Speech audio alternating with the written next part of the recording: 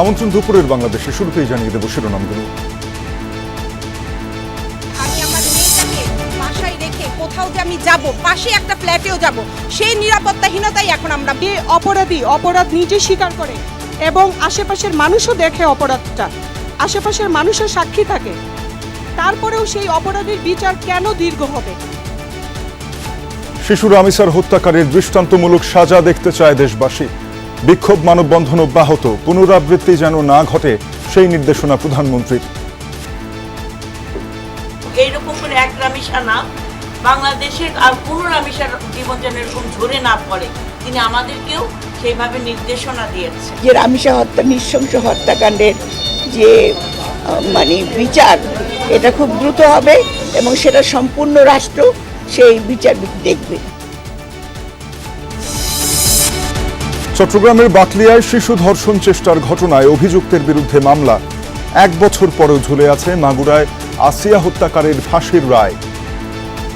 তুষিরা খালাস পেয়ে গেল, আবার তারা যে মাগুরা জেলাতে রায় দিল সেটাও কার্যকর করল। এই ধরনের ঘৃণ্য অপরাধজনক কর্মকাণ্ডের শাস্তিগুলো অতি দ্রুত বাস্তবায়ন করা হলে আজকে এই রামিসা হত্যার এই বিষয়টা হয়তো আমাদের দেখতে হতো না। দক্ষিণ সিটি কর্পোরেশনের বর্ধিত জনপদ দাসের কান্দি যেন বিচ্ছিন্ন দ্বীপ। অনুন্নত যোগাযোগ আর অপ্রতুল সেবায় নাগরিক দুর্ভোগ। আমাদের এই যে এলাকা, এই এলাকায় মনে করেন এখন আমরা নৌকা বাদে চলার মতো সুযোগ সুবিধা নাই। মানুষগুলা এখানে পড়াশোনা করতে যেতে পারে না, আমাদেরগুলো মানুষগুলো চিকিৎসা সেবা নিতে পারে না। হাজার হাজার মানুষ আসা যাওয়া করে, অথচ একটা ব্রিজ নেই এই জায়গা দিয়া। আশা করি যে মন্ত্রণালয় থেকে এই ওয়ার্ডগুলোর জন্য স্পেশাল বরাদ্দ আমরা সেখানে পাবো। কমছে না হাম ও উপসর্গে শিশু মৃত্যু। আজও সিলেট বিভাগে 5 জনের প্রাণহানি, হাসপাতালগুলোয় শয্যা সংকট। কোরবানির হাটে বেড়েছে পশুর যোগান। খামারে ছোট মাঝারি গরুর চাহিদা বেশি। দুপুরে জামালপুর থেকে ঢাকার উদ্দেশ্যে ছেড়ে আসবে ক্যাটেল ট্রেন।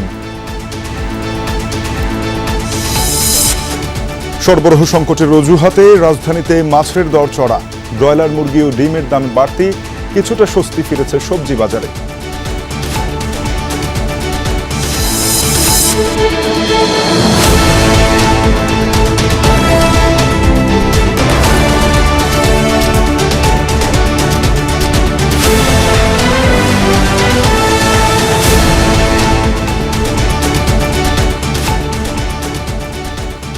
দেখছিলেন শিরোনামগুলো। এছাড়াও দেশ বিদেশের আরো খবর নিয়ে দুপুরের বাংলাদেশে আপনাদের সাথে আছি আমি তানজিম শাফিন।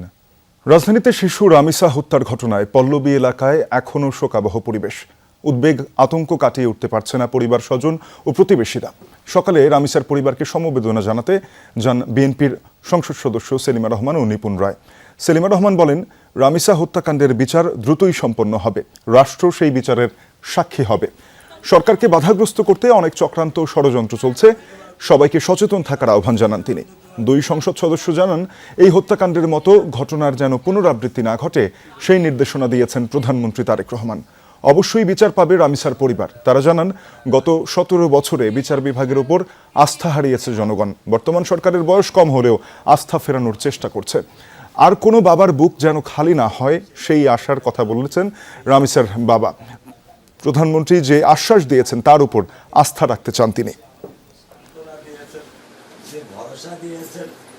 উনি আমাকে যে আশ্বস্ত, যে ভালোবাসার যে স্বীকৃতি বা যে অঙ্গীকার দিয়ে গেছেন, আমি এর উপরেই আমি থাকতে চাই। আপনার সন্তানের পাশে এসে সে অভিভাবকের ভূমিকা তিনি রেখেছেন এবং এইরকম করে এক রামিসা না, বাংলাদেশের আর কোনো রামিসার জীবন যেন এরকম ঝরে না পড়ে, তিনি আমাদেরকেও সেইভাবে নির্দেশনা দিয়েছে। এই সরকার যে কাজগুলো করতে যাচ্ছে তাকে বাধাগ্রস্ত করার জন্য অনেক রকম ষড়যন্ত্র চলছে। কাজে এটাও আমাদের স্মরণ রাখতে হবে এবং আমাদের জনগণের সচেতনতা বাড়াতে হবে। শিশু রামিসার বাসার এলাকা পল্লবীতে আছেন সহকর্মী লাভলি বিথি। যোগ দেব তার সাথে। বিথি, সরকার প্রধান সহ অনেকেই রামিসার পরিবারকে সমবেদনা জানাতে যাচ্ছেন। এলাকার সার্বিক পরিস্থিতি কেমন দেখছেন? পরিবারটির সদস্যরা এখন কি বলছেন? শাফিন, এই ধরনের আশ্বাস এর আগেও অনেকবার দেওয়া হয়েছে, কারণ শিশু রামিসার ঘটনাই কিন্তু প্রথম না। গতকালকে চট্টগ্রামের ঘটনা, গত মার্চের দিকে চট্টগ্রামের সীতাকুণ্ডে ইরার 6 বছরের যে বাচ্চাটি, সেই শিশুটির ঘটনা, গত বছর আসিয়ার ঘটনা, অর্থাৎ এই যে ঘটনা, এই ঘটনাগুলো থেমে নেই হচ্ছে। আজকেও বিভিন্ন সংবাদ মাধ্যমে এসেছে, গণমাধ্যমে আমরা দেখেছি সকালের দিকেও ধর্ষণের একটি শিশু হাসপাতালে ভর্তি আছে। অর্থাৎ এই যে ঘটনাগুলো ঘটছে, প্রত্যেক সরকার বা গত বছর অন্তর্বর্তী সরকার ছিল, অর্থাৎ যার সময় যার আমলে ঘটনাগুলো ঘটছে প্রত্যেকেই বলছে দ্রুত বিচার হবে, এই ধরনের ঘটনার জন্য পুনরাবৃত্তি না ঘটে। পুনরাবৃত্তি কবে ঘটবে না, এখানে যে মানুষগুলো এসেছে তারা কিন্তু শুধুমাত্র এই এলাকার বা আশেপাশে না, এই মানুষগুলো ঢাকার বাইরে থেকেও এসেছে। এমনকি ব্রাহ্মণবাড়িয়ার একজনের সাথে আমার কথা হচ্ছিল, সে ব্রাহ্মণবাড়িয়ার 1.5 মাস আগে ব্রাহ্মণবাড়িয়ার তার 6 বছরের মেয়ের নাম হচ্ছে নিশা, তাকেও তার প্রতিবেশী ধর্ষণ করে বস্তাবন্দি করে ফেলে রেখেছিল। 1.5 মাস সাথেই পুলিশ এসে সেই আসামিকে ধরতে পেরেছে, কিন্তু এখনও তার অভিযোগপত্র দেওয়া হয়নি। সে এসেছে, সে একজন সন্তান হারানো পিতা, যার সন্তানকে একইভাবে মারা হয়েছে রামিসার বাবার সমব্যথী হতে। অর্থাৎ বিভিন্ন শ্রেণী পেশার বয়সের মানুষ রামিসার বাসার সামনে এসে অবস্থান করছে। তাদের একটাই দাবি, দ্রুত বিচার করতে হবে, এবং তাদের সন্তান আছে, কন্যা সন্তান আছে, জীবিকার খাতিরে জীবনযাপনের জন্য তাদেরকে ঘরের বাইরে যেতে হয়, ঘরে রেখে তাদের সন্তানকে যেতে হয়। এই ধরনের ঘটনায় তারা শঙ্কিত, ক্ষুব্ধ, তাদের একটাই দাবি, দ্রুত বিচার করতে হবে, এই ধরনের ঘটনা যাতে না ঘটে। কিন্তু সেটা কিভাবে হবে? আশ্বাস দিয়েছে সেলিমা রহমানের কাছে আমরা জানতে চেয়েছি, আপনারা আশ্বাস দিচ্ছেন, কিন্তু যারা হচ্ছেন অভিভাবক তাদেরকে আপনারা আশ্বস্ত কিভাবে করবেন? তখন তিনি জানিয়েছেন যে এই যে রামিসার ঘটনা হচ্ছে, যে ঘটনাগুলো আছে, এইগুলো যদি দ্রুত বিচার করা হয় সেক্ষেত্রে গত 17 বছরে বিচার ব্যবস্থার উপর যে আস্থাহীনতা তৈরি হয়েছে, সেই আস্থাহীনতা কমবে, এবং সরকারের যেই ইশতেহার ছিল তার একটি বড়ই ছিল যে এই বিচার ব্যবস্থায় প্রাণ ফিরিয়ে আনে, বিচার ব্যবস্থাকে কার্যকর করে, সেটি তারা করছেন। কিন্তু জনগণ কিন্তু ইশতেহারে কী আছে, সরকার কী আশ্বাস দিচ্ছে, জনগণ কিন্তু সেইগুলো অত কিছু বুঝতে চান না। তারা চান দ্রুত বিচার করতে হবে এবং সেটা যেন দৃষ্টান্তমূলক হয়, প্রয়োজনে আইন সংশোধন করতে হবে যাতে এই ধরনের ঘটনা ঘটানোর আগে সেই অপরাধী যেন ভয় পায়। সাফিন শুনছিলাম বিথি, একেবারেই দেখছিলাম এখনো বিক্ষুব্ধ জনতা সেখানে অবস্থান নিয়ে আছেন। অর্থাৎ বিচার দীর্ঘসূত্রতার কারণে অপরাধী যাতে পার পেয়ে না যায় সেই দাবিগুলো তারা জানাচ্ছেন। দেশব্যাপী এমন অনেক বিক্ষোভের ঘটনা, আন্দোলনের ঘটনা ঘটছে। শিশু রামিসা ধর্ষণ ও হত্যাকাণ্ডের বিচারের দাবিতে মানববন্ধন করেছে গুলশান সোসাইটির সদস্যরাও। সকালে গুলশানের 2 নম্বর গোল চত্বরে অনুষ্ঠিত মানববন্ধনে বক্তারা বলেছেন, এমন হত্যাকাণ্ডের বিচার বিলম্বিত হলে ভবিষ্যতে এ ধরনের ঘটনা আরও ঘটবে। এজন্য যত দ্রুত সম্ভব এই ঘটনায় অভিযুক্তদের সর্বোচ্চ শাস্তি নিশ্চিতের দাবি জানান তারা। বক্তাদের অভিযোগ, এ ধরনের ধর্ষণ ও হত্যাকাণ্ডের পর প্রতিবারই আইনের ফাঁকফোকর দিয়ে অপরাধীরা বেরিয়ে যান। এর পেছনে বিচারের দীর্ঘসূত্রতাকে দায়ী করেন তারা। সকলকে অসংখ্য ধন্যবাদ। আমরা চাই ফাঁসি দিয়ে দেখিয়ে দিতে, এই রমিসাকে যেভাবে হত্যা করেছে তাকে ওইভাবে হত্যা করা হোক, তাকে হ্যাং করা হোক। আইনের ফাঁকফোকর দিয়ে অপরাধীরা বেরিয়ে যাচ্ছে। আমরা সকলকে দ্রুত বিচার ব্যবস্থার মাধ্যমে, আইনের মাধ্যমে এনে দৃষ্টান্তমূলক শাস্তি চাই। অপরাধীর, এই সকল অপরাধীর শাস্তি অবশ্যই দিতে হবে। সরকারের কাছে আমাদের আকুল দাবি, এর দৃষ্টান্তমূলক বিচার, সর্বোচ্চ বিচার। বাংলাদেশে যে মৃত্যুদণ্ড আছে সেটা দীর্ঘ বিচার আমরা চাচ্ছি না, স্বল্প সময়ে এই বিচার কার্যকর করে। শিশু রামিসার ধর্ষক ও হত্যাকারীর দৃষ্টান্তমূলক শাস্তি নিশ্চিতের মধ্য দিয়ে ঘরে বাইরে নারীর নিরাপত্তা নিশ্চিতের দাবি জানিয়েছে ঢাকা বিশ্ববিদ্যালয় ফ্রেন্ডস অ্যালায়েন্স ডুফা। সকালে ক্যাম্পাসের অপরাধবিরোধী রাজু ভাস্কর্যের সামনে রামিসার ধর্ষণ আর হত্যাকাণ্ডের প্রতিবাদে আয়োজিত হয় মানববন্ধন। এ সময় রামিসার হত্যাকারীদের প্রকাশ্যে বিচারের দাবি তোলেন শিক্ষার্থীরা, যাতে ভবিষ্যতে আর কেউ এমন অপরাধ করার আগে হাজারবার চিন্তা করে। বর্তমানে দেশের প্রত্যেক মা নিজ সন্তান নিয়ে আতঙ্কিত জানিয়ে বক্তারা বলেন, অতীতের সব ধর্ষণের ঘটনা রাষ্ট্র ন্যায় বিচার দিতে ব্যর্থ হয়েছে। এ সময় বক্তারা বিচারহীনতার কড়া সমালোচনা করেন। অপরাধ তো দমন হচ্ছে না, অপরাধ কিন্তু বেড়ে যাচ্ছে। একটা সময় শুধু মেয়ে আর নারীরা নিরাপদ ছিল না, এখন কিন্তু ছেলে বাচ্চারাও নিরাপদ। রাষ্ট্রের বিচার ব্যবস্থার প্রতি কতটা হতাশা হলে একজন বাবা তার সন্তানের এমন নৃশংস হত্যাকাণ্ডের পরও বিচার চায় না কেন? বিচারটা যেন প্রকাশ্যে সারা দেশ, সারা বিশ্ব দেখতে পারে যে এমন একটা দৃষ্টান্ত আমরা সরকারের কাছে দাবি করছি। আমরা এখানে শুধু প্রতিবাদ করেই থেমে যাব না, আমরা এর শেষ দেখতে চাই।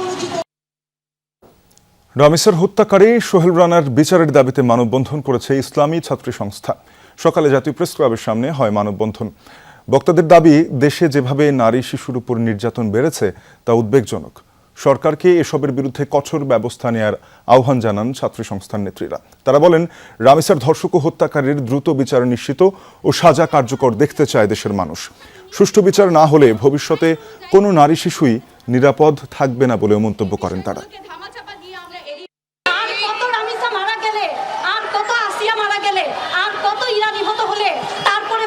স্বরাষ্ট্রমন্ত্রী মহোদয়ের মনে হবে যে এখন আইন শৃঙ্খলা পরিস্থিতি রক্ষায় পদক্ষেপ নেওয়া প্রয়োজন। সাংবিধানিক বা লিখিত আইন শুধু মুখের বুলি যেন সরকারের কাছে, তার বাস্তবায়ন রামিসার বাবা দেখেনি বলেই তিনি আজ নিরাশ, হতাশ। দ্রুততম সময়ে ধর্ষক এবং খুনির সর্বোচ্চ শাস্তি কার্যকর করতে হবে। রাজধানীতে শিশু রামিসাকে ধর্ষণের পর হত্যার ঘটনায় জড়িতদের দৃষ্টান্তমূলক শাস্তির দাবিতে নারায়ণগঞ্জে মানববন্ধন হয়েছে। সকালে প্রেস ক্লাবের সামনে শিশু কিশোরদের সংগঠন খেলাঘর আসরের উদ্যোগ ছিল এই কর্মসূচি। বক্তারা বলেন, শিগগিরই রামিসা হত্যাকাণ্ডে জড়িতদের সাজা দিতে হবে। শিশু আসিয়া হত্যার বিচার নিম্ন আদালতে দ্রুততম সময় হলেও দীর্ঘদিন ধরে উচ্চ আদালতে ঝুলে আছে। রামিসা হত্যাকাণ্ডে এমন ঘটনার পুনরাবৃত্তি মেনে নেওয়া হবে না। সকল শিশুর উপর নিপীড়ন এবং হত্যার বিচারের দাবিতে দ্রুত বিচার ট্রাইব্যুনালে দ্রুততম সময়ে সর্বোচ্চ শাস্তি ফাঁসির দাবিতে আজকে আমরা এখানে দাঁড়িয়েছি। শিশু সংগঠকদের পক্ষ থেকে বলতে চাই, শিশুদের সুরক্ষার জন্য একটি আলাদা আইন তৈরি হোক। চট্টগ্রামের বাকলিয়ায় 4 বছরের শিশুকে ধর্ষণ চেষ্টার অভিযোগে মামলা হয়েছে। বাকলিয়া থানায় ডেকোরেশন কর্মচারী মোহাম্মদ মুনিরকে আসামি করে মামলা করেছেন শিশুটির বাবা। এদিকে ভুক্তভোগী শিশুকে ভর্তি করা হয়েছে চট্টগ্রাম মেডিকেলের ওয়ান স্টপ ক্রাইসিস সেন্টারে। চট্টগ্রামের চিকিৎসকরা বলেছেন, শিশুটি এখন শঙ্কামুক্ত। পরিচালক জানিয়েছেন, শিশুটির ডিএনএ স্যাম্পল সংগ্রহের পর ঢাকায় পাঠানো হয়েছে।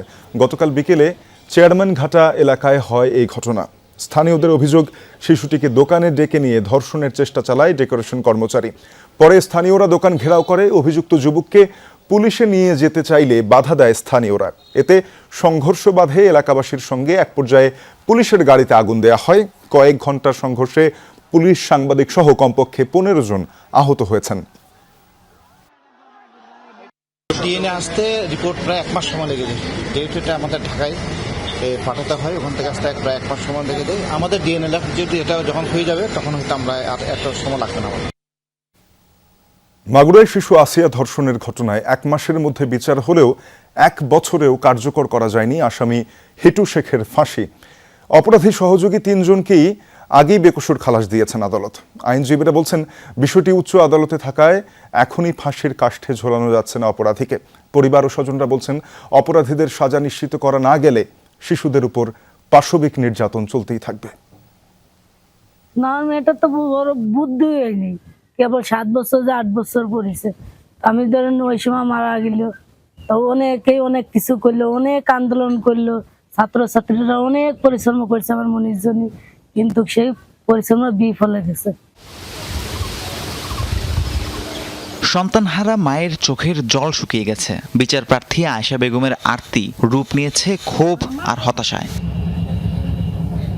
মাগুরার ছোট্ট আসিয়ার কথা মনে আছে নিশ্চয়ই। বোনের শ্বশুরবাড়ি বেড়াতে গিয়ে 2025 সালের 5 মার্চ রাতে পাশবিক নির্যাতনের শিকার হয়েছিল শিশুটি। বোনের শ্বশুর হিটু শেখের লালসায় ক্ষতবিক্ষত হয় ছোট্ট শরীর। গোটা দেশ স্রষ্টার কাছে ফরিয়াদ জানিয়েছিল, সুস্থ হয়ে যেন আবারও মায়ের কোলে ফিরে যেতে পারে সে। তার হয়নি। 7 দিন পর হাসপাতালে মারা যায় আসিয়া।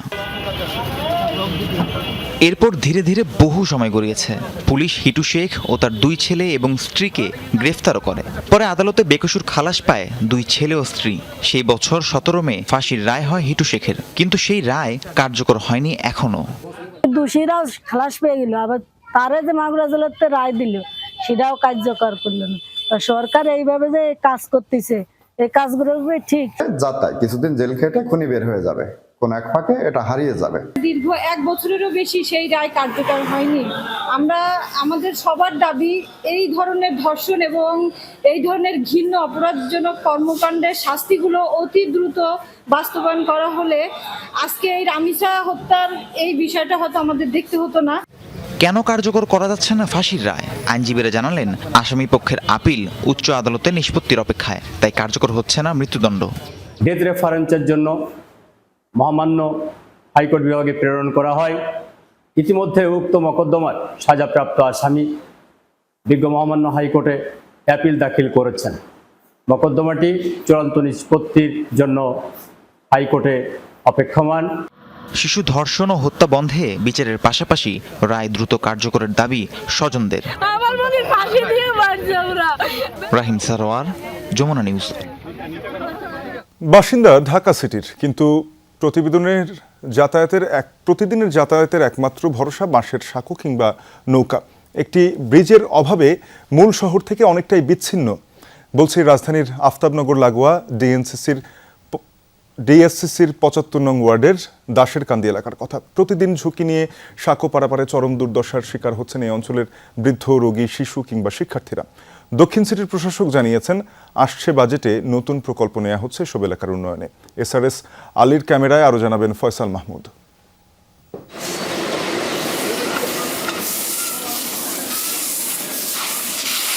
তপ্ত রোদে ধান মাড়াইয়ে ব্যস্ত কৃষানি, এমন দৃশ্য আবহমান বাংলার কোনো এক গ্রামের মনে হতেই পারে। তবে বাস্তবতা হলো কোনো গ্রামীণ জনপদ নয়, খোদ রাজধানী শহরের বাসিন্দা তারা, যেখানে পৌঁছায়নি শহরের চাকচিক্য আর নাগরিক সুবিধা। আমরা তো শহরে ঢুকছি অনেক বছর হয়েছে, 10 বছর হয়েছে, কিন্তু শহরের কোনো সুযোগ সুবিধা পাই নাই। কে পানির লাইন নাই, গ্যাসের লাইন নাই, রাস্তাঘাট ঠিক নাই। কে একটা স্কুলে বাচ্চা ফুলাফান যাইতে না, অসুবিধা হয়। দাশেরকান্দি এলাকার ক্ষুদ্র ব্যবসায়ী আলামিন। ছোট্ট এই ব্যবসায় সবকিছু ঠিক মতো চললেও চরম বেগ পোহাতে হয় দোকানের মালামাল পরিবহনে। ব্যবসা বাণিজ্যের ক্ষেত্রেও অনেক দুর্ভোগ কষ্টে আছি। যেমন ছোটোখাটো একটা ব্যবসা করি, ক্ষুদ্র ব্যবসায়ী, আমরা এই মালামাল যা আছে এই সব কিছু আমরা নৌকা দিয়ে নিয়ে আসি, ট্রলার দিয়ে নিয়ে আসি। আমাদের অনেক খরচ চলে যায়, মাথায় করে নিয়ে আসতে হয়। ত্রিমোহনী পর্যন্ত সড়ক যোগাযোগ থাকলেও খালের ওপারে দাশেরকান্দি যাওয়ার মূল ভরসা বাঁশের সাঁকো কিংবা নৌকা। কেউ অসুস্থ হলে কিংবা গর্ভবতী মায়েদের চিকিৎসায় ভোগান্তির অন্ত নেই। এই যে একটা বাঁশের সাঁকো, এই বাঁশের সাঁকোটা ভেঙে আছে, ফোলাফানে যাইতে পারে না। কয়দিন পর আমরা চাঁদা তুললা, নিজেরা চাঁদা তুললা ব্রিজ করি। আমাদের এই যে এলাকায় মনে করেন এখন আমরা নৌকা বাদে চলার মতো সুযোগ সুবিধা নাই। মানুষগুলা এখানে পড়াশোনা করতে যেতে পারে না, মানুষগুলা চিকিৎসা সেবা নিতে পারে না। এইটাকে যদি খুব জোর দিয়ে দেখে তাইলে এটা সিটি কর্পোরেশনের যে সুযোগ সুবিধাগুলো আছে মানুষ পাবে। খিলগাঁও থানার আফতাবনগর লাগোয়া দাশেরকান্দি এলাকার মানুষ কাগজে কলমে ঢাকা দক্ষিণ সিটি কর্পোরেশনের বাসিন্দারা, কিন্তু 10 বছরেও শহরের কোনো সুযোগ সুবিধা পৌঁছায়নি এই জনপদে। দাশেরকান্দি সহ এর আশপাশের বেশ কয়েকটি এলাকার কয়েক হাজার মানুষের প্রতিদিনকার যাতায়াতের একমাত্র অবলম্বন এই বাঁশের সাঁকোটি। প্রতিনিয়ত বৃদ্ধ, রোগী, শিশু কিংবা শিক্ষার্থীরা ঝুঁকি নিয়ে পারাপার হয়ে থাকেন এই সাঁকোটি। স্থানীয় জনপ্রতিনিধিরা আশ্বাস দিলেও এর বাস্তব প্রতিফলন ঘটেনি, ফলে ভাগ্যেরও পরিবর্তন হয়নি এই জনপদের বাসিন্দাদের। বাসিন্দাদের অভিযোগ, বারবার আশ্বাস দিলেও সমস্যা সমাধানে এগিয়ে আসেনি কোনো জনপ্রতিনিধি, নজর নেই সিটি কর্পোরেশনেরও। ফলে নিজেদের তোলা গণচাঁদায় কোনো মতে বাঁশের সাঁকো তৈরি করে চলছে প্রতিদিনকার যাতায়াত। হাজার হাজার মানুষ আসা যাওয়া করে, অথচ একটা ব্রিজ নাই এই জায়গা দিয়া। আমরা বহুত সংকোচে, বহুত বিপদে এই জায়গার বেঁধে থাকি। আমি কি করবো, এছাড়া আমাদের কোনো উপায় নেই। বিশ লয়ে যাইতে পারি না, ফিস লয়ে জায়গা ছোটো মানুষ লয়ে যান না, বুড়া মেশে যাইতে পারেন না, অনেকে অসুবিধা হয়। অঙ্গ আমরা অনেক কষ্টে আছি। রুগী হইলে লয়ে যাইতে পারে না, মুরব্বীরা যাইতে পারে না, কোনো অনেক অসুবিধা। আমাদের ব্রিজে 1 বছরের ভিতরে কাজ দত আছে, 6 মাস পরে দত আছে, কিন্তু এখন পর্যন্ত ব্রিজে কোনো খোঁজ খবরই নেই। ঢাকা দক্ষিণ সিটি কর্পোরেশনের প্রশাসক জানিয়েছেন, এতদিনে সব এলাকার উন্নয়নে উদ্যোগ নেওয়া হয়নি, তাই পিছিয়ে আছে সিটির বর্ধিত এলাকা। আসছে বাজেটে নতুন করে বরাদ্দ চাইবে সিটি কর্পোরেশন। এটা তো অবশ্যই গত প্রিভিয়াস যারা গভর্নমেন্টে ছিল তাদের ব্যর্থতা বা তাদের, এই জন্য আমি যে কথাটা বলি যে ঢাকা সিটি কর্পোরেশন অনেকটা বেওয়ারিশের মতো ছিল। আমরা আশা করি যে আমাদের নেক্সট বাজেটে যেটা আসবে, আশা করি যে মন্ত্রণালয় থেকে এই ওয়ার্ডগুলোর জন্য স্পেশাল বরাদ্দ আমরা সেখানে পাবো, এবং পাইলে খুব দ্রুতই আমরা সেটাকে কার্যকর করার জন্য চেষ্টা করব। বাসিন্দাদের দাবি, অভিজাত এলাকার মতো ট্যাক্স পরিশোধ করলেও চরম বৈষম্যের শিকার তারা। দীর্ঘদিনের ভোগান্তি থেকে মুক্তির অপেক্ষায় দাশেরকান্দি সহ আশপাশের 15 থেকে 20 হাজার মানুষ। ফয়সাল মাহমুদ, যমুনা নিউজ, ঢাকা। দেশে হাম উপসর্গ নিয়ে শিশু মৃত্যু বাড়ছেই। 24 ঘন্টায় সিলেট ও বরিশাল বিভাগে প্রাণ গেছে আরও 7 জনের। এর মধ্যে সিলেট ওসমানী মেডিকেলে 2 এবং শামসুদ্দিন হাসপাতালে মারা গেছে 2 জন। সুনামগঞ্জে মৃত্যু হয়েছে 1 জনের। প্রাদুর্ভাব শুরুর পর সিলেট বিভাগেই প্রাণ গেল 47 জনের। হামের উপসর্গ নিয়ে নতুনভাবে সিলেটের বিভিন্ন হাসপাতালে ভর্তি হয়েছেন আরও 74 জন। মোট চিকিৎসাধীন 286 রোগী। হাম উপসর্গে গত 24 ঘন্টায় বরিশাল ও ভোলায় মৃত্যু হয়েছে 2 শিশুর। বাকি 4 বিভাগের বিভিন্ন হাসপাতালেও রোগীদের ভিড় রয়েছে। কিছু কিছু স্থানে শয্যা সংকট দেখা দেয়ায় মেঝেতে রেখেও রোগীদের চিকিৎসা হচ্ছে। একসময় নিয়ন্ত্রণে থাকা এই রোগ আবারও ভয়ঙ্কর হয়ে ওঠায় উদ্বিগ্ন অভিভাবকরা। রাজধানীর হাম পরিস্থিতি জানব। মহাখালীর ডিএনসিসি ডেডিকেটেড হাসপাতালে রয়েছেন সহকর্মী লামিয়া তিথি। তিথি, জানাবেন টিকা ক্যাম্পেইনের পরও সংক্রমণ কমছে না, এ ব্যাপারে চিকিৎসকরা আসলে কি বলছেন?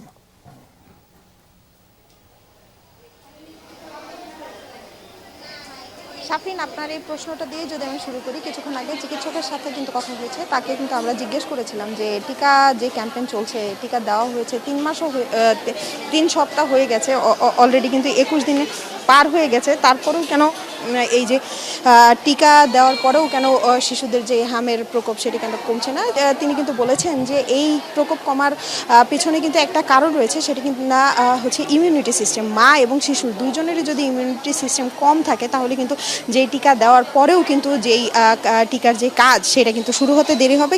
কিছুক্ষণ আগে কিন্তু চিকিৎসক আমাদের জানিয়েছেন যে হামের প্রকোপ বাড়ছে আর আক্রান্তদের বেশিরভাগ শিশুই কিন্তু নিউমোনিয়াতে মারা যাচ্ছে। তিনি কিন্তু আরও একটি উল্লেখযোগ্য তথ্য আমাদের দিয়েছেন, সেটা কিন্তু বলেছেন যে যেসব শিশুরা দেরিতে হাসপাতালে আসছেন তারাই কিন্তু বেশি জটিলতার শিকার হচ্ছেন এবং তাদেরই কিন্তু প্রাণহানির ঘটনাটা ঘটছে। এছাড়াও কিন্তু তিনি আমাদের চিকিৎসক জানিয়েছেন যে হামের যেই পূর্ব লক্ষণ জ্বর, ডায়রিয়া এই সব দেখার পর থেকে শুরু করে কিন্তু 4 দিন, প্রথম 4 দিন এবং র্যাশ ওঠার পরের 4 দিন কিন্তু সব থেকে বেশি অ্যালার্মিং, তিনি সেটা বলেছেন। এই 4 দিন এবং এই 4 দিন টোটাল মোট 8 দিনের মধ্যেই কিন্তু শিশুর যেই হামের যে ব্যাকটেরিয়া থাকে সেটি কিন্তু ছড়ায় এবং ডাক্তার কিন্তু বলছেন এই 8 দিন কিন্তু খুব সতর্কভাবে থাকতে হবে এবং এই 8 দিন যদি সতর্কভাবে থাকা যায় তাহলেই কিন্তু এই যেই ছড়ানোর যেই মাত্রাটা রয়েছে সেটি কিন্তু কমবে।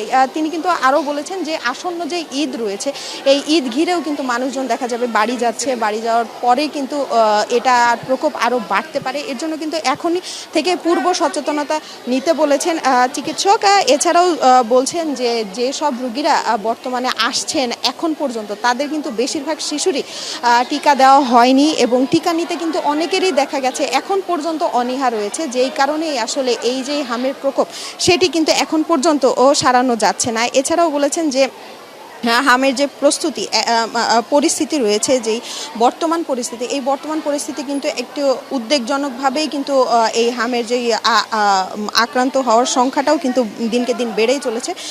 এছাড়াও যদি বলি যে সরকারি কিংবা বেসরকারি হাসপাতালগুলোতে কিন্তু স্বাস্থ্য অধিদপ্তর থেকে কিন্তু বলেছে যে হাসপাতালে হামের রোগীদের ফেরত দিতে পারবে না। এছাড়াও যেই রোগীর সঙ্গে কিন্তু বিশেষ করে যেটি এখন এই ডিএনসিসি কোভিড হাসপাতালে মানা হচ্ছে সেটি কিন্তু যে রোগীর সাথে একজনের বেশি কিন্তু যেই পরিবারের সদস্য তাদের কিন্তু থাকতে দেওয়া হচ্ছে না, একজনকেই কিন্তু নির্ধারণ করে দেওয়া হচ্ছে। কেননা এই 1জন 2জন এইভাবেই কিন্তু এক এক করে এই যেই হামের যেই ভাইরাসটা রয়েছে, যেই জার্ম রয়েছে সেই জার্ম কিন্তু ছড়িয়ে পড়ছে।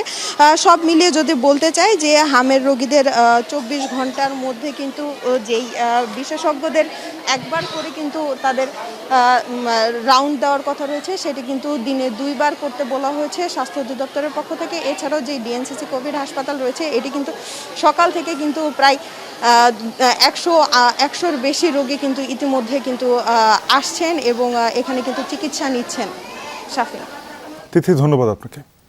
ঈদ উল আজহাকে সামনে রেখে বিভিন্ন জেলায় জমে উঠতে শুরু করেছে দেশের ছোট বড় কোরবানির পশুর হাট। তবে এবছর খামার থেকেই বিক্রি হচ্ছে অধিকাংশ পশু।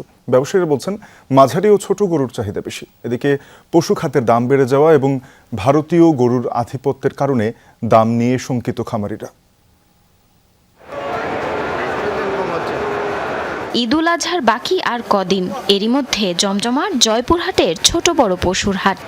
আমরা চুয়াডাঙ্গা জেলা থেকে আসছি, আমরা মোট 30টা গরু কিনবো, তার ভিতরে আমার হয়েছে 5টা। আজকে নতুন হাটে গরুর আমদানি অনেক বেশি, তবে বাজারটা বড়গুলোর তুলনায় ছোটগুলো একটু অনেক বেশি মনে হচ্ছে। শুধু হাট নয়, জয়পুরহাটের পুরানাপুল এলাকায় গরু মহিষের খামারগুলো থেকেও কোরবানির পশু কিনছেন পাইকাররা।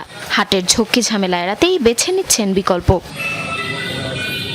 প্রত্যেকটা খামারে পর্যাপ্ত সংখ্যক কোরবানির পশু আমরা লক্ষ্য করছি। আমরা আশা করি আমাদের খামারিরা এবার সঠিক প্রাইস পাবে। আমাদের ফার্মের আশপাশের গ্রামগুলো থেকে কিছু পাইকার আছে যারা 12 মাস এই গরু বেচা কিনা করে, তারাই মূলত ফার্মে এসে গরু দেখে কিনে নিয়ে গিয়ে ওরা আবার হাটে বিক্রি করে। শরীয়তপুরেও প্রস্তুতির কমতি নেই। আসন্ন কোরবানি উপলক্ষে চাহিদার তুলনায় বেশি গবাদি পশু প্রস্তুত। ছোট গরুর পাশাপাশি খামার জুড়ে রয়েছে বড় গরু। আমরা এবার ঈদ উপলক্ষে অনেকগুলান গরু এবং মহিষ প্রস্তুত করেছি। তার মধ্যে বিশেষভাবে আমরা এই যে হোয়াইট ডায়মন্ড এবং ব্ল্যাক ডায়মন্ড আসার পরে দেখলাম যে আসলে অনেক বিগ সাইজ গরু। আমাদের শরীয়তপুর জেলার মধ্যে এরকম গরু আমরা কখনো দেখি নাই। তবে বাজারে পশু খাদ্যের দাম বেড়ে যাওয়ায় বিপাকে খামারিরা। অপরদিকে শেষ মুহূর্তে ভারতীয় গরু চলে আসলে রয়েছে দেশীয় গরুর দাম পতনের শঙ্কা। গরু প্রস্তুত করতে সবচেয়ে বড় সমস্যা হলো গোখাদ্যের। গোখাদ্যর দাম বিগত বছর অনুযায়ী এবার আরো বেশি। সারা বছর আমরা গরু পালন করি, কিন্তু একবার শেষ সময় এসে দেখি আমরা ইন্ডিয়ান গরু বাংলাদেশে ঢুকে যায় চোরাই পথে। এই কারণে আমাদের গরুর বাজারটা নষ্ট হয়ে যায়। পিছিয়ে নেই শেরপুরও। প্রতিবারের মতো এবারও প্রাকৃতিক পরিবেশে শেরপুর সীমান্তের পাহাড়ে প্রস্তুত হচ্ছে দেশি গরু। কচি ঘাস ও লতাপাতা খাইয়ে বড় করা হচ্ছে পশুগুলোকে। সে কারণেই এসব গরুর চাহিদা আগের তুলনায় বেড়েছে কয়েক গুণ। রোগবালাই নাই, রোগবালাইও কম, আর আমাদের খরচও কম। ঘাসের উপরে ডিপেন্ড। এই গরু চড়াই আমরা জীবন নির্বাহ করি। এই গরুতে আমরা প্রচুর পরিমাণে লাভবান হই। খামারিরা জানান, সীমান্ত অঞ্চলের স্বাস্থ্যসম্মত পরিবেশ, পর্যাপ্ত ঘাস থাকায় গরু পালনে অতিরিক্ত খরচ নেই। ফলে অন্যান্য এলাকার তুলনায় লাভের পরিমাণও বেশি।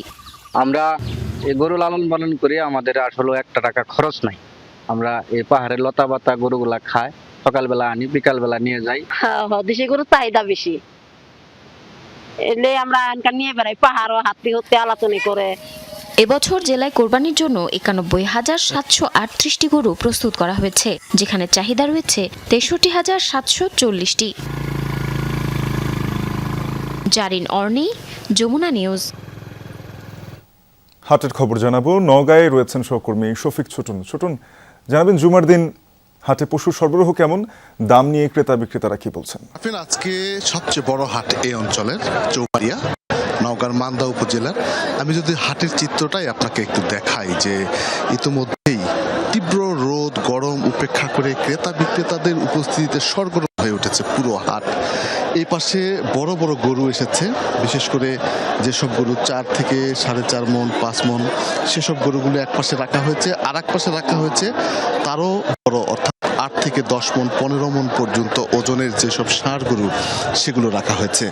পুরো হাট জুড়ে ক্রেতা বিক্রেতা এবং গবাদি পশুতে একদম ঠাসা। এই মুহূর্তে তিল ধরনের ঠাঁই নেই।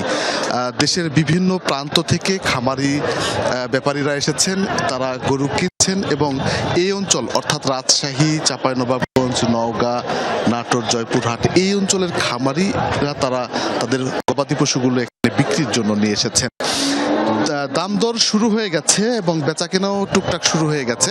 দুপুরের আগ থেকেই যেহেতু বেচাকেনা শুরু হয়, আমরা দেখেছি যে ছোট আকারের গরুগুলোই সবচেয়ে বেশি চাহিদার। মাঝারি আকারের গরুগুলো কিনতে এসেছেন দেশের নানা প্রান্তের ব্যাপারীরা, বিশেষ করে ঢাকা, চট্টগ্রাম, খুলনা, সিলেট, বরিশাল থেকে যেসব ব্যাপারী এসেছেন, তারা ষাঁড় গরুগুলো বেশি কিনছেন এবং মাঝারি আকারের ষাঁড় গরু কিনছেন। এক একটি মাঝারি ষাঁড় বিক্রি হচ্ছে 1,20,000 থেকে 1,60,000-70,000 টাকায়। খামারিরা বলছেন যে এবছর আসলে পশুপালনের খরচ বেড়েছে, সেই তুলনায় যে খুব বেশি দাম উঠছে না। আবার অন্যদিকে যারা কিনতে এসেছেন তারা বলছেন ব্যাপক সরবরাহ রয়েছে, তারপরও খামারিরা কম দামে ছাড়ছেন। সব মিলিয়ে আসলে বলা চলে যে দাম নিয়ে মিশ্র প্রতিক্রিয়া রয়েছে, কিন্তু সরবরাহের দিক থেকে আসলে কমতি নেই, ব্যাপক সরবরাহ। গত বছর এই হাটে এরকম সময় যে পরিমাণ সরবরাহ দেখেছিলাম আমরা, এবছর তার চেয়ে বেশি সরবরাহ রয়েছে। তবে আরেকটি বিষয় বলে রাখি, ভারতীয় গরু আমদানি অথবা কোনোভাবেই অনুপ্রবেশ করছে কিনা সেটি নিয়ে কিন্তু বেশ শঙ্কায় আছেন খামারি এবং ব্যাপারীরা। স্থানীয় ব্যাপারীরা বলছেন তারা এইখানে যে পশু সরবরাহ করেছেন এখান থেকে আসলে 2 গুণ পশু সরবরাহ হবে রাজধানী এবং চট্টগ্রামে, তারা এখান থেকে কিনে নিয়ে যাবেন। তবে আজকের বেচা কেনার সবশেষ কি অবস্থা দাঁড়ায় সেটা আমরা নিশ্চয়ই পরবর্তী সংবাদে জানাতে পারবো। আশা করা হচ্ছে শফিক চটন দেখছিলাম একেবারে জমজমাট হাট এবং সেখানে প্রচুর পরিমাণে পশু সরবরাহের সাথে সাথে ক্রেতা উপস্থিতিও রয়েছে। আপনাকে ধন্যবাদ। ঈদুল আজহা উপলক্ষে এবারও জামালপুর থেকে কোরবানির পশু আনতে ক্যাটল ট্রেন সার্ভিস চালু করেছে রেল কর্তৃপক্ষ। দুপুর 3:30টায় ইসলামপুর থেকে ঢাকার উদ্দেশ্যে 400 গরু নিয়ে ছেড়ে আসবে প্রথম ক্যাটল ট্রেন। প্রতিটি ট্রেনে আছে 25টি ওয়াগন, প্রত্যেকটিতে 16টি গরু বহন করা যাবে। রেলওয়ে কর্তৃপক্ষ জানায় এবার 3টি ট্রেনে মোট 75টি ওয়াগন বরাদ্দ দেওয়া হয়েছে। সব মিলিয়ে প্রায় 1200 গরু ঢাকায় আনা হবে। প্রথম ট্রেনটি ছাড়ার 2 ঘন্টা পর দ্বিতীয় ট্রেনটি ছাড়বে। কাল বিকেলে ইসলামপুর থেকে ছাড়বে তৃতীয় ট্রেনটি। প্রতি ওয়াগনের ভাড়া নির্ধারণ করা হয়েছে 8,000 টাকা, অর্থাৎ একটি গরু পরিবহনে খরচ পড়বে মাত্র 500 টাকা। কোরবানির বর্জ্য থেকে নগরীর পরিবেশ সুরক্ষিত রাখতে প্রতিটি ওয়ার্ডে 40 টন ব্লিচিং পাউডার এবং 1050 লিটার স্যাভলন বিতরণ করা হবে, এমনটা জানিয়েছেন ঢাকা দক্ষিণ সিটি কর্পোরেশনের প্রশাসক মোহাম্মদ আব্দুস সালাম। সকালে এলিফ্যান্ট রোডের একটি রেস্টুরেন্টে পাটের ব্যাগে কোরবানির পশুর বর্জ্য অপসারণ এবং লিফলেট বিতরণ কর্মসূচি অনুষ্ঠানে একথা জানিয়েছেন তিনি। বলেন 1,40,000 ব্যাগ বিতরণ শুরু হয়েছে। বলেন মার্কেট ও দোকানের ময়লা আবর্জনা নির্দিষ্ট স্থানে রাখলে শহর পরিচ্ছন্ন রাখা সম্ভব। তাছাড়াও পরিচ্ছন্নতা বজায় রাখতে জনগণ ও সিটি কর্পোরেশনকে সমানভাবে দায়িত্ব পালনের আহ্বান জানান তিনি। দলীয় নেতাকর্মীদের বলেন নির্বাচনে জয়ী হতে চাইলে সর্বদা জনগণের পাশে থাকতে হবে। এ সময় অন্তর্বর্তী সরকারের সমালোচনাও করেন তিনি। বলেন হামের টিকা না থাকায় শিশু মৃত্যু হচ্ছে। 18 মাসে দেশকে 18 বছর পিছিয়ে নিয়েছে তারা। হৃদয়ে এলিফ্যান্ট রোড সোসাইটির আয়োজনে ছিল এই অনুষ্ঠান। এই 18 মাসে ওই সরকার 18 বছর পিছিয়ে দিছে। এই যে দেখেন হামে বাচ্চারা মারা যাচ্ছে, এই দায়িত্বটা কার? এই দায়িত্বটা ওদের। সেই সময় টিকা আনে নাই, মারা যাচ্ছে। দোকানদাররা যদি সবকিছু ঠিক হয়ে যায়, একটু পরিষ্কার থাকে, একটু ক্লিন থাকে, যে আমার দোকানে ময়লাগুলো আমি একটা বক্সে রাখবো, তারপরে এগুলো আমাদের ওই পরিচ্ছন্ন কর্মীরা নিয়ে যাবে। সরকারি কর্মকর্তাদের পদোন্নতি আর বদলির নামে প্রতারণার অভিযোগে স্বরাষ্ট্র মন্ত্রণালয়ের এক কর্মকর্তা সহ 2 জনকে গ্রেফতার করেছে মহানগর ডিবি পুলিশ। সকালে ডিএমপি মিডিয়া সেন্টারে হয় ব্রিফিং। ডিবি প্রধান জানিয়েছেন নীলোফা সুলতানা স্বরাষ্ট্র মন্ত্রণালয়ের শৃঙ্খলা শাখা 2 এর ব্যক্তিগত কর্মকর্তা হিসেবে দায়িত্ব পালন করছিলেন এবং তার সহযোগী ছিলেন আনিসুর রহমান শান্ত। তাদের 2 জনের মোবাইল ফোন জব্দ করা হয়েছে। সেগুলোর ফরেনসিক রিপোর্টের পর জানা যাবে কতজন এখন পর্যন্ত তাদের মধ্যস্থতায় টাকার মাধ্যমে বদলি হয়েছে। এই ঘটনায় মন্ত্রণালয়ের ঊর্ধ্বতন আর কেউ জড়িত কিনা তা খতিয়ে দেখছে আইন শৃঙ্খলা বাহিনী। এদিকে অভিনব কায়দায় মাদক পরিবহন করা এক নারী সহ 3 জনকে গ্রেফতার করেছে গোয়েন্দা পুলিশ। এদিকে ঈদের আগে শুক্রবারে রাজধানীর বাজারে মাছের দাম কিছুটা ঊর্ধ্বমুখী। সরবরাহ কিছুটা কম, তাই ছোট থেকে বড় সব মাছের দামই বাড়তি। রাজধানীর বিভিন্ন বাজার ঘুরে দেখা যায় রুইয়ের কেজি 350 থেকে 400 টাকা, পাঙাশ 200, তেলাপিয়া 230, পাবদা 350 আর কই 400 থেকে 500 টাকা। 1 কেজি সাইজের ইলিশ কিনতে গুনতে হচ্ছে 2,500 থেকে 3,000 টাকা। বিক্রেতারা বলছেন এরই মধ্যে ঢাকা ছাড়তে শুরু করেছে নগরবাসী। রাজধানীর বাজারে তাই ক্রেতা কম। রাজধানীর কাঁচা বাজারে ছুটির আমেজ। পণ্যের যোগান স্বাভাবিক থাকলেও ক্রেতা কমেছে। ব্রয়লার মুরগির দাম সামান্য বাড়লেও সোনালী জাতের দাম কমতে শুরু করেছে। ডজন প্রতি ডিমের দাম কমেছে 10 থেকে 15 টাকা। সবজির বাজারেও ফিরতে শুরু করেছে স্বস্তি। দোকানিরা বলছেন বাজারে যোগান বাড়ায় ভোক্তা পর্যায়ে ইতিবাচক প্রভাব পড়ছে। কিছুটা স্বস্তি ফিরেছে রাজধানীর সবজি বাজারে। গত সপ্তাহের তুলনায় দাম কমেছে 15 থেকে 20 টাকা। বেশিরভাগ সবজি মিলছে 70 থেকে 80 টাকা কেজিতে। তবে ব্যতিক্রম টমেটোর বাজার। 1 কেজির দাম হাঁকা হচ্ছে 80 টাকা। আগের থেকে একটু কমছে, কিন্তু অরিজিনাল দাম থেকে অনেক বেশি মনে হচ্ছে। শসা ছিল 80-70 টাকা কেজি, বর্তমানে 60 থেকে 50 টাকা। কাঁচামরিচ ছিল 120 টাকা, এখন 100 টাকা কেজি। মালের আমদানি বেশি, লোকজনের চাহিদা খুব কম, লোকজন অল্প, বেচা কিনাও খুব কম। আমাদের খুচরা বাজারে বেচা কিনা অনেক কম। ব্রয়লার মুরগির দাম সামান্য বাড়লেও লেয়ার ও সোনালী জাতের দাম কমতে শুরু করেছে। ডিমের দামেও নিম্নমুখী প্রবণতা দেখা যাচ্ছে। দোকানিরা বলছেন যোগান বাড়ছে। আজকে 2 দিন ধরে সামথিং কয় টাকা কমছে। এই কয়দিন তো জাস্ট আপনি 50 টাকা হালি ছিল ডজন 150, কয়দিন আগে তো ডিম কিনলাম 110 টাকা ডজন। আমদানি আছে, সরবরাহ আছে, কিন্তু বেচা কিনা নাই। সামনে কুরবানির দিকে আমার মূলত যেটা ধারণা যে সামনে কুরবানি এর জন্য ডিম যে স্টক যা ছিল সব ছেড়ে দিয়েছে, এখন ডিমের দামটা কমে গেছে। লাল ডিম নিচ্ছে 135 টাকা ডজন, সাদাটা বেচতেছে 120 টাকা ডজন, আর হাঁসি ডিম 180 টাকা ডজন। শাহজিন অন্তরা, যমুনা নিউজ, ঢাকা। অবশেষে নানা নাটকীয়তা শেষে বাংলাদেশ জাতীয় ফুটবল দলের কোচ হিসেবে টমাস ডুলির নাম প্রকাশ করল বাফুফে। হামজা জামালদের দায়িত্ব বুঝে নিতে সকালেই ঢাকা এসে পৌঁছেছেন 65 বছর বয়সী এই কোচ। আমেরিকার হয়ে 2 বার বিশ্বকাপ খেলা এই ডিফেন্সিভ মিডফিল্ডের কোচ হিসেবেও বেশ সফল ছিলেন যুক্তরাষ্ট্রের সহকারী কোচ। এরপর তার অধীনেই ঈর্ষণীয় সাফল্য পায় ফিলিপাইন। তার অধীনে শতভাগ জয় আফ্রিকার দেশ গায়ানার। প্রায় 250 বায়োডাটা, কয়েক দফা ইন্টারভিউ শেষে 5 জনের শর্টলিস্ট। এরপর নানা নাটকীয়তা শেষে সেখান থেকে হামজা জামালদের কোচ হিসেবে অবশেষে টমাস ডুলির নাম প্রকাশ করেছে বাফুফে। জার্মান বংশোদ্ভূত এই আমেরিকান এরই মধ্যে ঢাকায় এসে পৌঁছেছেন। 5 জুন সান মেরিনো ম্যাচ দিয়ে লাল সবুজ ডাগআউটে আনুষ্ঠানিক যাত্রা শুরু করবেন 65 বছর বয়সী অভিজ্ঞ এই কোচ। কোচ ও খেলোয়াড় 2 ভূমিকাতেই বেশ সফল ও অভিজ্ঞ টমাস ডুলি। 2011 থেকে 2014 সাল পর্যন্ত যুক্তরাষ্ট্র জাতীয় দলের প্রধান কোচ ইয়র্গেন ক্লিন্সম্যানের সহকারী হিসেবে কাজ করেছেন। এরপর 2 মেয়াদে ফিলিপাইন জাতীয় দলের কোচের দায়িত্ব পালন করেন। তার কোচিংয়ে অপরাজিত থেকে এশিয়ান কাপের মূল পর্বে জায়গা করে নেয় ফিলিপাইন। এমনকি ডুলির অধীনেই নিজেদের ইতিহাসে সর্বোচ্চ ফিফা র্যাঙ্কিং নিশ্চিত করে দেশটি। মাঝে ভিয়েতনামের ক্লাব ভিয়েতেলে স্পোর্টিং ডিরেক্টর হিসেবেও কাজ করেছেন ডুলি। সবশেষ স্বল্প মেয়াদে কাজ করেছেন গায়ানা জাতীয় দলের কোচ হিসেবে। তার অধীনে 4 ম্যাচে সবকটিতেই জয় পায় আফ্রিকার দেশটি। আর বাংলাদেশের কোচ হতে সম্প্রতি সেখান থেকে পদত্যাগ করেন ডুলি। জন্মসূত্রে জার্মান হলেও সাবেক ডিফেন্সিভ মিডফিল্ডার টমাস ডুলির খেলোয়াড়ি জীবন কেটেছে যুক্তরাষ্ট্রের জার্সিতে। দেশটির হয়ে 7 বছরের আন্তর্জাতিক ক্যারিয়ারে 81 ম্যাচ খেলে করেন 7 গোল। 1994 বিশ্বকাপে স্বাগতিক দলের হয়ে 4 ম্যাচের সবকটিতেই খেলেন ডুলি। 4 বছর পর 1998 বিশ্বকাপেও যুক্তরাষ্ট্রের অধিনায়ক হিসেবে খেলেন সবগুলো ম্যাচ। ক্লাব ফুটবলেও প্রোফাইল বেশ সমৃদ্ধ টমাস ডুলির। সোনালী সময় কেটেছে জার্মান লিগে। খেলেছেন বায়ার লেভারকুজেন ও শালকের হয়ে। 1997 সালে শালকের হয়ে জেতেন উয়েফা কাপ, আর এফসি কাইজারস্লাউটার্নের হয়ে 1990-91 মৌসুমে জেতেন বুন্দেসলিগ শিরোপা। সব মিলিয়ে ক্লাব ক্যারিয়ারে 433 ম্যাচ খেলা ডুলির নামের পাশে আছে 64 গোল। কোচ ও খেলোয়াড় হিসেবে সফল ও অভিজ্ঞ টমাস ডুলিতে তাই ভরসা বাংলাদেশ ফুটবল ফেডারেশনের। তার অধীনেই নতুন যুগের সূচনা দেখার অপেক্ষায় দেশের ফুটবল ভক্তরা। মুজরাবিন তারেক, যমুনা স্পোর্টস। দুপুরের বাংলাদেশের প্রথম ঘন্টা থেকে বিদায় নিচ্ছে। পরের ঘন্টায় ফিরবেন সহকর্মী দেবাশিস রঞ্জন সরকার। সাথেই থাকুন।